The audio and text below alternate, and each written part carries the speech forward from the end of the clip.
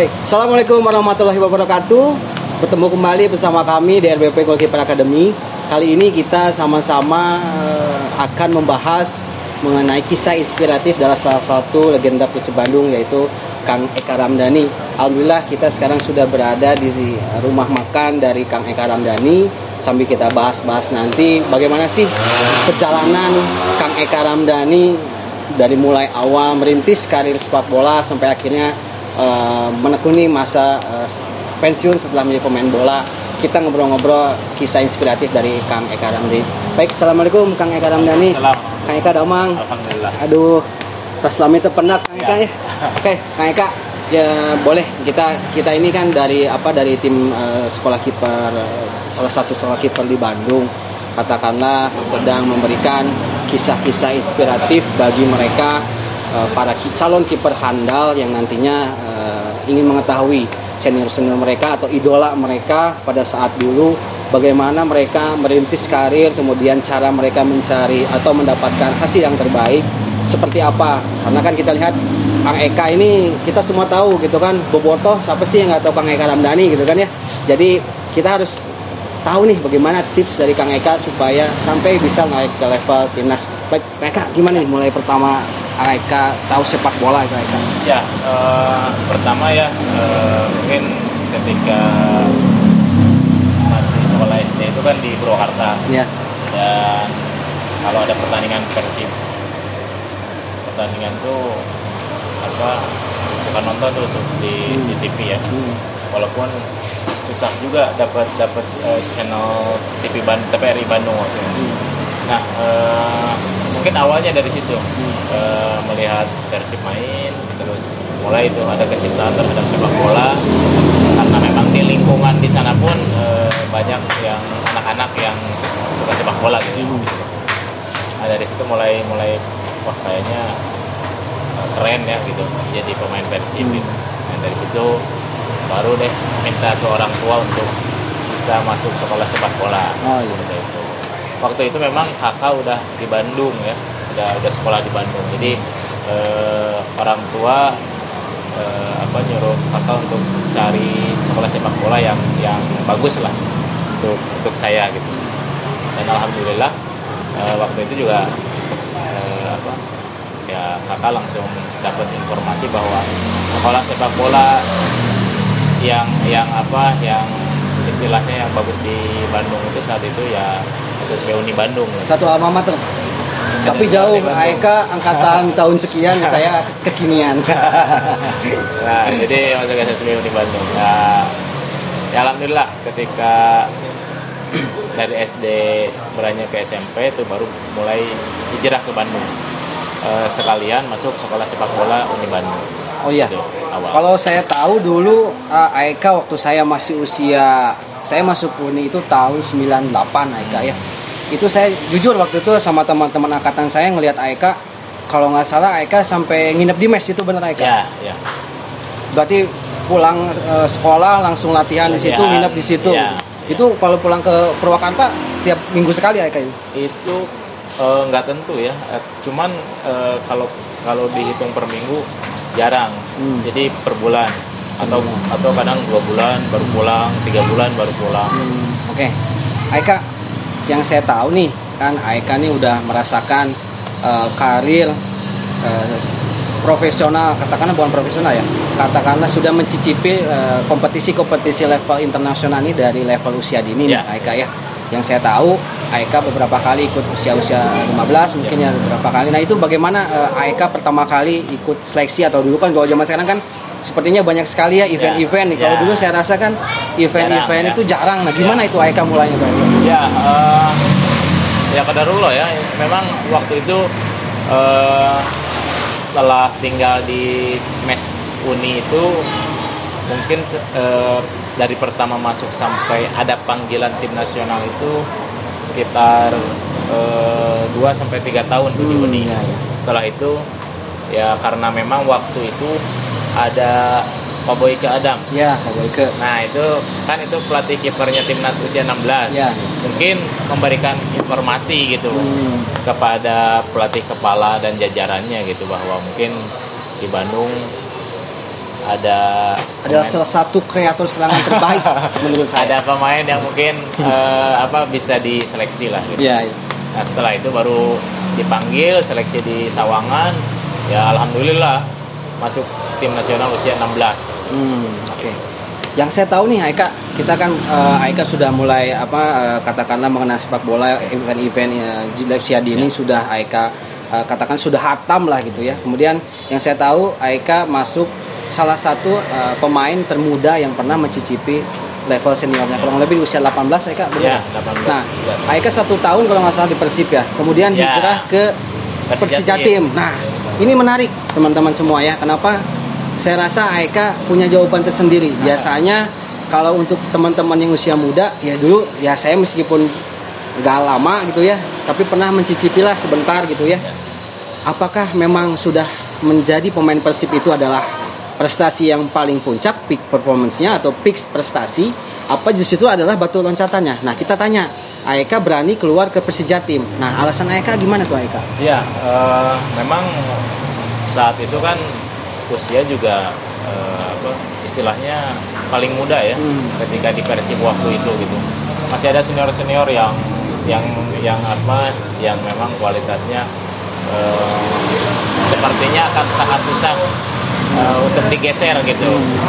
Pikiran saya waktu itu ya ada Kang Yaris, ada Kang Imam Riyadi ya. Ada Kang Imam Riyadi dan lain-lain ya, bahkan ada waktu itu Bang Ansari Lubis. Oh, Ansari. Ya, itu kan pemain timnas ya, kalibernya wah udah ini. Nah, yang saya butuhkan kan waktu itu adalah kesempatan untuk terus bisa bermain di setiap pertandingan gitu.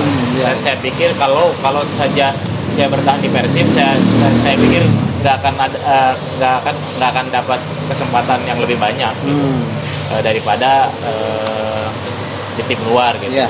Jadi untuk itu pada waktu itu saya mencoba untuk ya udahlah pindah dulu ke tim lain gitu ya, yang bisa memberikan kesempatan lebih banyak gitu. Ya alhamdulillah setelah itu nggak lama kembali lagi ke PSI. Iya. Jadi mungkin ini salah satu tips dari Kang Eka, mungkin bukan tips ya, salah satu pilihan. Jadi mungkin bagi seorang pemain bola khususnya menit bertanding ini sangat penting. Jam terbang sangat penting. Jadi alangkah lebih baik menjadi raja di tempat yang kecil daripada menjadi itu ya Eka ya. Jadi teman-teman semua, buat teman adik-adik calon para kiper hebat nantinya, lebih baik banyak main dulu, jangan lihat dulu materi, karena materi adalah pasti akan menyusul teman-teman. Kalau sudah mendapatkan jam menit bermain dan dilihat banyak orang, pasti pundi-pundi ini akan datang dengan begitu saja. Betul ya Eka ya? Itu jadi, nah lanjut nih Kak Eka. Nah setelah perjalanan dari Persijatim kemudian kan ke Persib nih Eka ya, beberapa musim hampir katakanlah sampai 2012 ya. Ketika saya waktu itu sama teman-teman dari Persib 21 masuk ke situ, kemudian promosi setelah ISL 21 juara.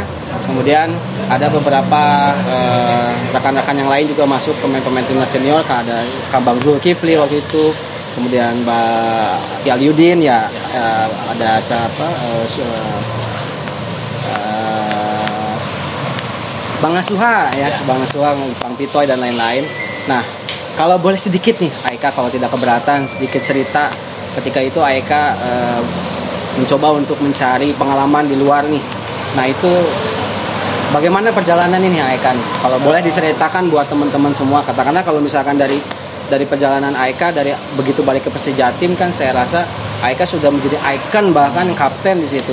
Katakanlah segalanya Aika sudah dapat di situ. Tapi ketika itu hal yang sangat mengejutkan mungkin bagi seluruh bobotoh Aika.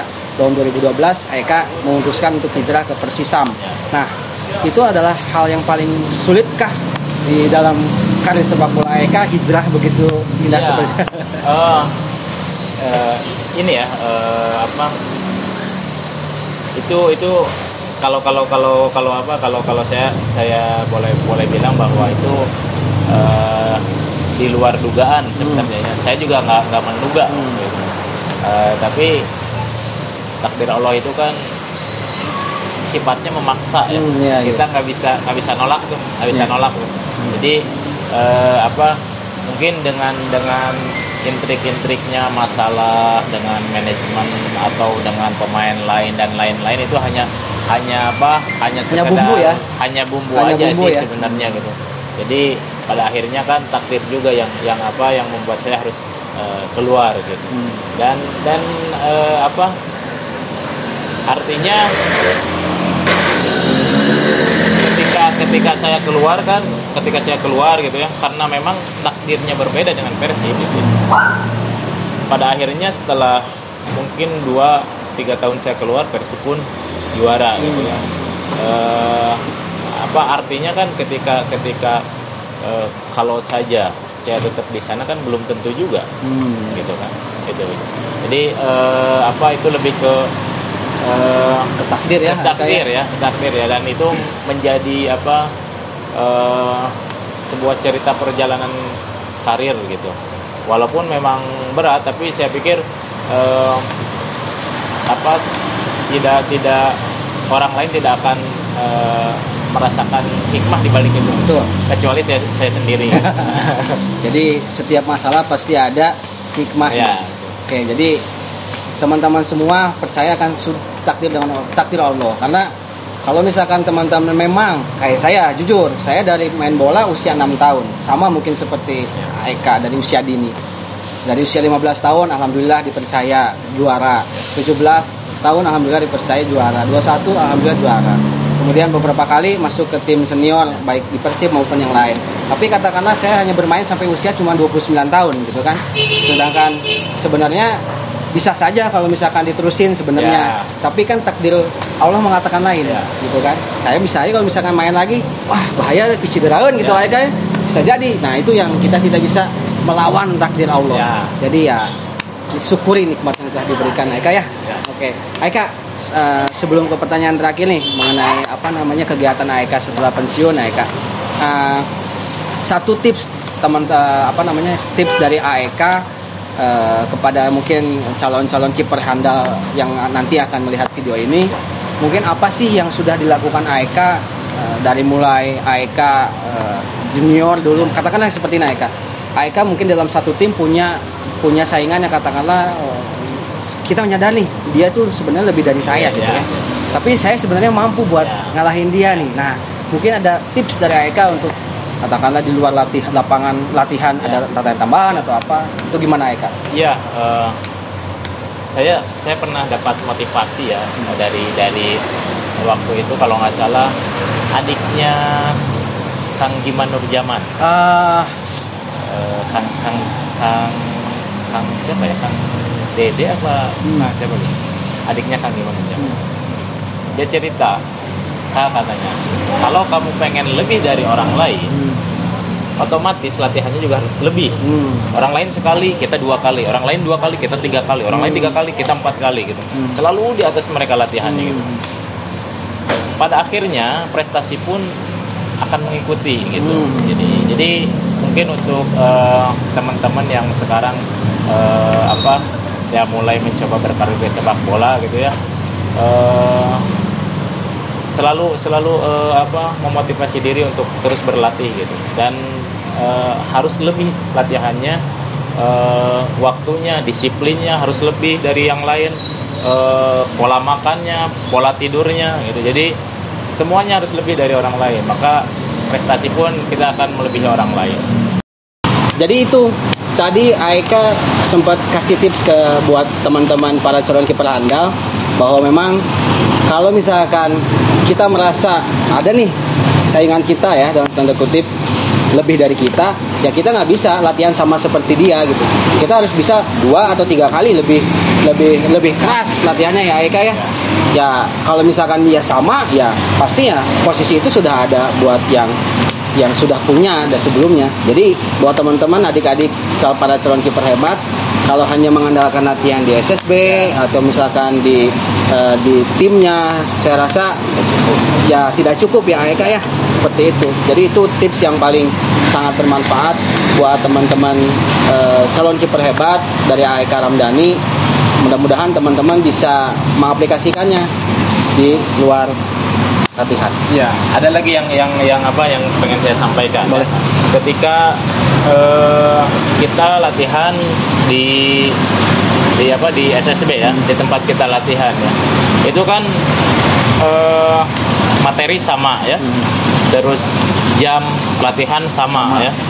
Lain-lainnya sama ya. Apa yang membedakan kenapa ada yang lebih jago, ada yang jago pisan, ada yang biasa gitu. Apa yang membedakan? Yaitu latihan di rumah. Ya. Kenapa ada apa siswa-siswa yang mungkin ranking 1, ranking 2 karena mereka selalu mengulang. Oh iya. Mengulang pelajaran di luar sekolahnya, di rumahnya dia belajar lagi, belum privat, belum lesnya dan lain-lain ya. Sehingga prestasinya pun berbeda. Mungkin itu tambahan. Ya. Jadi sama sebenarnya konsepnya seperti kita belajar di sekolah ya, Eka ya. Kalau misalkan kita pengen ranking 1 ya nggak bisa kita hanya cuma mengerjakan soal tugas dari guru ya, Eka. Kita harus tetap ikut les tambahan atau minimal adalah belajar mengulang. Sama halnya dengan berlatih sepak bola ya, Eka ya. Materi yang sudah diberikan oleh para pelatih di SSB, kita bisa latihan mengulangnya atau setidaknya kita mereview kembali lah minimal seperti itu. Itu ya teman-teman semua, tips yang sangat bermanfaat buat para kiper nantinya. Mudah-mudahan bisa teman-teman bisa mengaplikasikannya tidak hanya latihan di SSB atau timnya saja. Oke, Aika, satu pertanyaan yang cukup unik lah, yang berhubungan dengan para kiper lah ya. Aika, selama kurang lebih Aika berapa tahun Aika nih berkarir sepak bola? Kurang lebih 20 tahun. 20 tahun. Wah. 20 tahun tuh. Ya, 20 tahun. Udah lahir belum? Belum kayaknya ya. 20 tahun. Saya rasa teman-teman yang nonton di sini pasti ada yang belum lahir ya.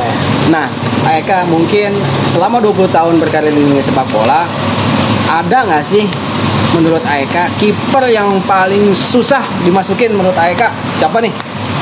Ya kata pokoknya yang paling orang ningali Seta, aduh digana rada jiper dulu nih Aika nih. Ada nggak sih Aika? Ada sih ini Ferry Rotin Sulu. Ya. Bang Ferry. Satu lagi ada Aika? Satu lagi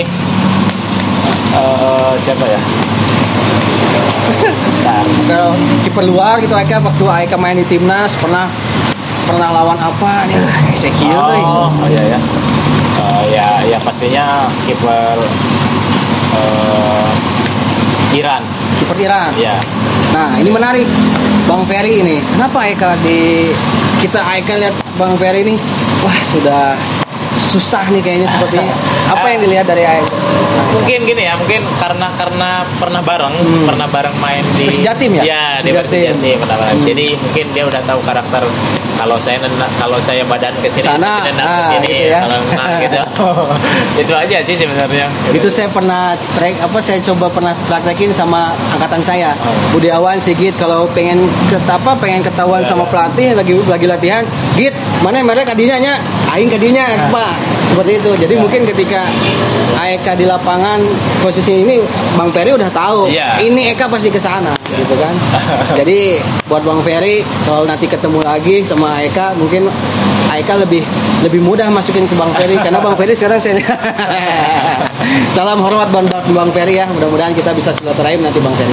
Oke, Eka, satu pertanyaan terakhir Eka. Setelah memutuskan untuk pensiun Eka.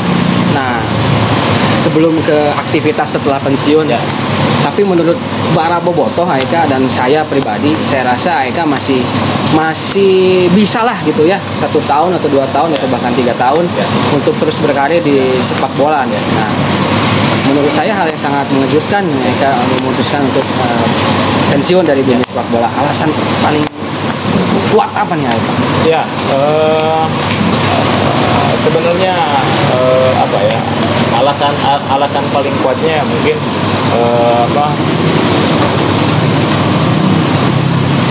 pengen lebih waktunya itu dipergunakan untuk belajar ilmu agama sih. Itu yang paling alasan paling utamanya ya. Tapi selain daripada itu memang gairahnya pun udah mulai berkurang, udah mulai menurun gitu ya. Walaupun memang banyak sekali pemain yang di atas usia saya masih bermain gitu. Tapi saya pikir setiap orang punya batasan batasan ya gairah, terus batasan kemampuan, batasan kejenuhannya gitu ya. Itu kan berbeda-beda. Gitu. Setelah masa Aeka pensiun dari dunia sepak bola nih, sekarang kan kita lihat Aeka banyak mengisi aktivitas dengan mungkin ya banyak sosialisasi atau misalkan bagai sosial dan lain sebagainya. Selain itu Aeka sekarang saya lihat kita ini sama-sama ada di warungnya Aeka nih, banyak sekali varian di sini. Nah, mungkin salah satu aktivitas lainnya Aeka setelah masa pensiun apa nih Aeka? Ya, selain kembali ke lapangan melatih anak-anak di SSB Uni ya. Sekarang alhamdulillah ada tempat untuk bikin warung, jualan di sini ya. Mudah-mudahan ini hanya bagian dari ikhtiar saja gitu ya, karena setiap manusia diwajibkan untuk berikhtiar gitu. Ya mudah-mudahan kedepannya bisa rame, bisa mungkin buka cabang lagi. Amin. Amin ya. Tapi kita tadi udah nyobain mie lapang hijaunya emang. Cuma saya pernah berapa kali lihat Aeka sudah mulai coba-coba tuh sebenarnya bukan dari sekarang ya, Aeka yang mie hijau ini dari udah lama nih. Kayaknya baru dipublis buat umum kayaknya baru sekarang Aeka ya. Oke. Kita coba teman-teman semua, mungkin para kiper bolehlah nanti kalau misalkan habis latihan nanti kita di Ciwasra di Cidurian, kita mampir ke sini di Jalan Cipamokolan di Bandung nomor 23. Ya. Bisa mampir di sini langsung bisa ngobrol bareng sama Aeka, makan di sini mungkin bareng ketemu Aeka, foto dan sebagainya bisa ke sini. Oke, pesan terakhir Aeka buat para kiper hebat, calon kiper hebat nanti, pesan singkat lah mungkin dari Kang Aeka buat mereka. Buat adik-adik ya, yang ingin menjadi pemain hebat, pemain profesional, mungkin pemain tim nasional gitu. Kesuksesan itu berbarengan dengan kerja keras gitu. Jadi seperti mata uang lah, ketika satu sisi tidak ada ya maka tidak ada artinya gitu yang lainnya gitu. Kerja keras, terus disiplin, mulai menata pola hidup, pola makan dan lain-lain yang bisa meningkatkan performance kita di lapangan ya dilakukan gitu, dijaga gitu. Dan yang terakhir, dari semua usaha itu tentunya senjata kaum muslim adalah doa ya. Bisa minta doa ke orang tua agar kita bisa menjadi pemain yang sukses. Mungkin itu saya rasa pesan yang sangat menyentuh, kemudian sangat bermanfaat buat teman-teman semua, karena ya kita tanpa doa orang tua saya rasa kita mau ikhtiar, kita mau kerja keras apa-apa, tapi kita tidak mendapat ridho dari orang tua, saya rasa itu sama saja bohong ya Aeka ya. Oke, Aeka terima kasih waktunya. Sama-sama. Aeka sudah memberikan sedikitnya pengalaman, cerita-cerita singkat perjalanan karir Aeka dari mulai Aeka level junior sampai kasarama perih dulu ya Aeka ya. Saya juga dulu pernah melihat Aeka begitu pulang sekolah latihan di luar dari jam latihan SSB-nya. Saya saksinya waktu itu, benar. Saya nggak bohong. Waktu itu saya saksinya teman-teman angkatan saya waktu saya masih usia 6 tahun, Aeka mungkin di usia 15 tahun. Kita memang waktu itu melihat, wah hebat nih. Ada beberapa sama Kang Atep waktu itu tambahnya, ada yang lain. Jam 11, jam 1 pulang sekolah di ruangan mes di pojok Aeka ya, dekat sumur. tambahan luar biasa ya. Jadi teman-teman, alhamdulillah kesempatan kali ini kita bisa ngobrol bareng dengan Kang Eka Ramdhani, salah satu legenda Persib Bandung. Mudah-mudahan apa yang disampaikan oleh Eka bisa memberikan manfaat khususnya bagi para calon kiper hebat nantinya. Terima kasih Eka waktunya, mudah-mudahan sukses buat usahanya, semakin dimudahkan segala rezekinya dan selalu dalam lindungan Allah Subhanahu wa taala. Oke, terima kasih Eka. Assalamualaikum warahmatullahi wabarakatuh.